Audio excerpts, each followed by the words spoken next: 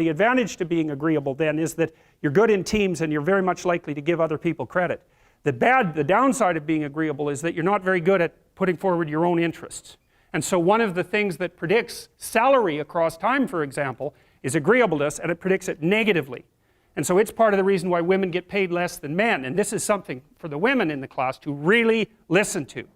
Because how you get paid across time depends on a very large number of things, right? It depends on your skills and your abilities and your position and your social network and all of that. But the other thing it depends on is whether or not you actually go ask for money.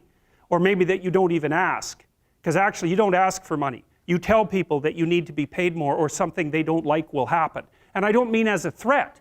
I mean that you have to be willing, when you're negotiating, to have an alternative. You go talk to your boss who isn't going to give you money because everyone wants money, right? It's a competitive game.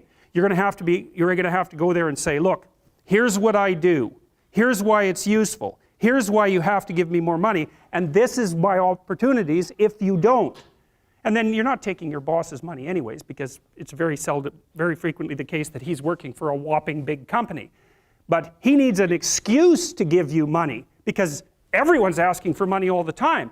And so you have to put your case forward powerfully and disagreeably. Now, you don't want to do it too disagreeably because then he's going to think that you're a son of a bitch and maybe he's not going to give you anything and maybe you'll get fired for being mouthy and all of that. And that certainly happens to people who are too disagreeable. You got to get the balance right, but it's definitely the case. And the other thing that happens to women that's also worth noting, and this is probably because they're higher in negative emotion, is they tend to underestimate their own utility in business settings.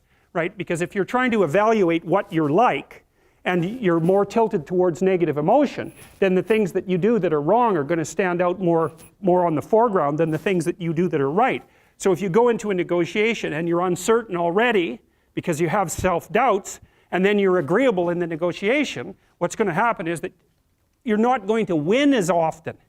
And winning in a business setting or in a career development setting means more opportunity for promotion and more revenue generated. Now, the downside of that, of course, is as you climb the business hierarchy is that you also have to take on more responsibility, and that responsibility is sometimes unpleasant as well, especially to people who are agreeable, because you're not necessarily liked if you're in a position of authority, and agreeable people really like to be liked. It's their primary motivator, because they're concerned about the maintenance, I would say, of intimate, positive relationships. That also makes them conflict avoidant.